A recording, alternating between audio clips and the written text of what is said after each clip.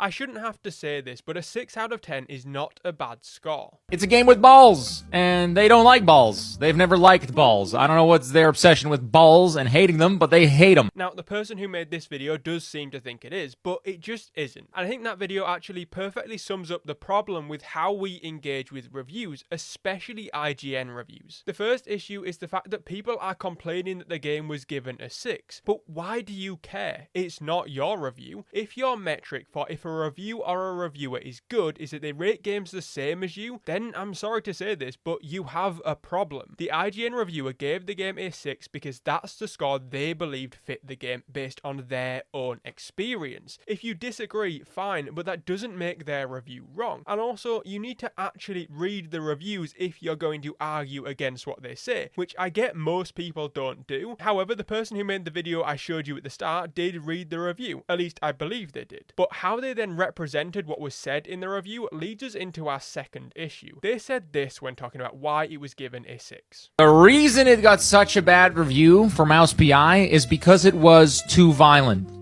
But if you actually read the review, you'll see that what was actually criticised was the disconnect between the story and the violence, saying that the amount of violence was at odds with the story being told, not that there was too much killing. And this is the problem we see all the time. People love to misrepresent what reviewers, particularly IGN reviewers, say because people like shitting on them. But that is frankly stupid. If you want to talk about reviews and reviewers, talk about what is actually being said. Don't misrepresent what was said to get brownie points with your viewers because you also don't like the big bad games journalists. It's asinine.